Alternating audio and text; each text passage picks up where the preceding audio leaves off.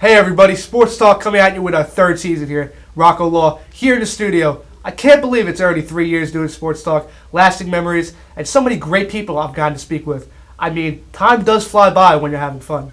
But enough about that. Let's get into today's show. We have girls varsity volleyball junior Sam Green stopping by later for the first view of season 3, and a preview of the Pirates' homecoming football game, soccer, and more. And the big announcement, a new host gets set to join me on the big stage. Let's get it started.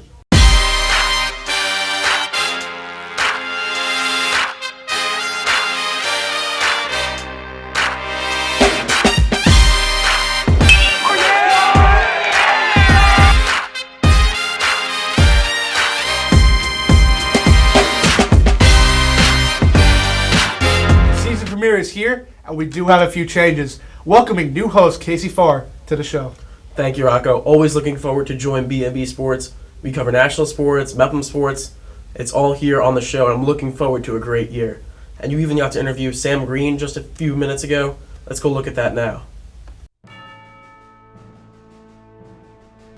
It's our first debut of season 3 and our guest first appearing on the show. Today, varsity girls volleyball junior Sam Green joins the show. Welcome, Sam. Hi, thank you for having me. Well, so Sam, the team's on a streak right now. 4 straight W's, including against Valley Stream North. I mean, who held first place before you guys swept them in 3 straight sets, might I add. Tell me, what's the feeling of the team's feeling right now? Well, we're all really excited. I think it's like the first time that we're all together. Like last year, we had a couple of seniors that played as starting, but now we have, like new girls playing, and it's a really good atmosphere. We all love playing with each other, and we're so excited to continue the season and hopefully stay at the top of our conference. Well, I can tell you there was a great atmosphere last game against Valley Stream North. You got the whole gym rocking. But one thing that could definitely be said is how you were such an optimistic player on the court. Do you think that the team feeds off of your positivity? I think definitely it's really important in such a team sport like volleyball to be positive. The energy carries off to everybody, and like if you're hyping them up after they do something well, it really helps, I think, definitely.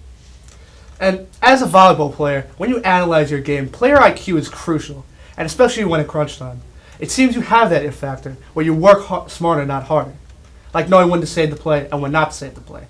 And I think that definitely separates something as an elite athlete. Where did you learn to play like that, and where do you think it comes from? I think it's partly just my personality and, just always giving 100% whatever I do. But I've been playing volleyball for a long time, and I know what it feels like to be in a pressure situation and how to handle it. And you have to always be, leaning off of your teammates too when they're all being positive and stuff like that. It really helps. So you think experience has definitely aided you in this process? Yes, definitely. And adding to that, I got this talk with Coach Williams earlier this week, and he had a lot to say. Player IQ is extraordinary, unmatched work ethic, leader on the court. You even know the game plan before even he does. That's incredible. But it really is fantastic. But when we get down to the bottom line, what do you hope to strive for this season, not only for yourself, but and the team? And what is the end goal?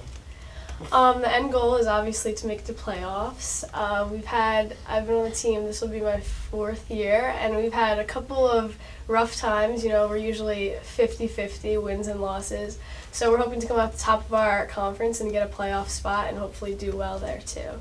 And now I know you guys have moved down to Conference A3. Has that changed anything throughout the first 4 games? I don't think so. I think it's helping us actually because we're playing against teams that are more our level. And we're able to strategize and, work on our things that we have going, and hopefully we'll see the better teams in the playoffs. Well, hopefully we'll see you with that conference championship banner. Well, that's about all the time we have for the view today. Good luck to you, Sam, and team as you guys continue your march towards the conference championship. Thank you so much. Girls varsity volleyball player junior Sam Green. Yeah. Rocco, I think that it's pretty apparent that this team has something special going on. Do you think it's going to last? Okay, so I think it can really only last if Sam Green is healthy and they still have that front 4 in front of the net at all times.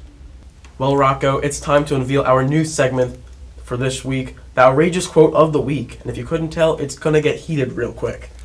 Well, Casey, it certainly is. And as you know, this week, the Giants named rookie Daniel Jones the starting quarterback of Big Blue. And in surprising fashion, it has been well received with the fans and the team surrounding them. So here's what Coach Pat Sherman had to say. He said, you know what? I don't see that. I don't understand that narrative because Daniel Jones is going to have the benefit of it to start here. 14 games of a guy that's done it. This guy is what a Giant exemplifies, not only as a player, but as a person. And he's going to have the benefit of this guy's assistant as we go through it. So I basically what they're trying to say here, Casey, is that they tried to go with Eli Manning early on. Didn't work out. They spent $23 million more this year than they had to, instead of just starting Jones week 1. Yeah, I don't really understand the move this early. The only thing I could contribute it to is Eli Manning, after the week 2 loss, is now 116 and 116. So maybe the Giants are worried about if he doesn't want to be a losing quarterback. That's the only reason I can think of, because Eli Manning hasn't played that bad. Right. He has 2 interceptions. One of them was off a tip, one of them was off a garbage time play. So he has been good for the Giants offense so far. Just, I guess, a change that they wanted to make. Right, Casey, and before we move on, you know what the narrative is going to be on Monday. If they win, everybody is going to be like, wow, this guy's the next coming. Or if they lose, everyone will be like, wow, why did they bring this kid up so early? They're going to bash the organization and bash the front office. People need to be fired. They're going to call for Pat Shermer. It's going to be a whole crazy if we when we get on Monday, see what Daniel Jones has in store. But as we wrap up the show with football in mind, Casey, the Pirates are getting ready for their upcoming homecoming game on Saturday against Sewanaka. Casey, what would be the biggest reason the Pirates come out with a victory? Well, I don't know if you go back to their first game where they won 33-3. They almost had 300 yards rushing, 296 to be exact. A big one for them. Kenny Franquise, almost 200 rushing yards and a touchdown. 4 rushing touchdowns. I don't know if Sewanaka's able to stop all of that, but if they can't stop any of that, it's going to be a long day for their defense. You're right, Casey. And, with Garden City still in the conference, I still feel like that the Pirates may be able to get the Hofstra this year because a lot of teams in the conference lost a lot of seniors, and that definitely has impacted their play. But one thing to know for sure, Newsday's top 100, Matt Haggai, defensive linebacker. He also runs the Wildcat offense. If he stays healthy, I think he can not only be a Golden 11 candidate, but he can lead that team to Hofstra. And I love that you mentioned the Wildcat offense because they have 2 solid quarterbacks in Sean White and Billy Kender. Both of them we know can throw. They both had opportunities in their first game of the season. Matt Haggai, we didn't see a quarterback, so anything can be expected going further into the season. You're right, Casey. And one thing before we move on that has not been mentioned yet is that front 5 on the offensive line. I mean, it's been pretty good so far, especially against Cary, one of the toughest teams in the county. They played really well. But now moving on to the girls varsity soccer team, who moved into Conference AB1 this year, is holding their own in a tough conference filled with big-time schools like the always infamous Garden City and Manhasset. While Newsday top 100 players Luciana Ducate and Brianna Sayuk lead the charge. So, Casey, do you think, given the confident conference and the talent the Pirates have, can they get over the hump that is Garden City and win a tough division?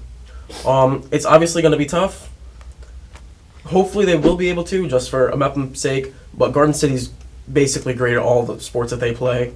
It's going to be tough for a team like Mepham to be able to, but there's always hope. That is true, Casey. And if anybody in Nassau County plays a sport for their high school, or even the Pirate athletes, you know that Garden City is always a tough opponent and can never be taken lightly. But that is all we have time for today. But we thank you for joining us for another episode of Sports Talk, especially for Season 3. Make sure to check us out on Instagram at BNB Sports for all of our sports content. As always, I am Rocco Law, here with rookie Casey Fahrer in the BNB studio. And we'll see you next time when we are always talking sports.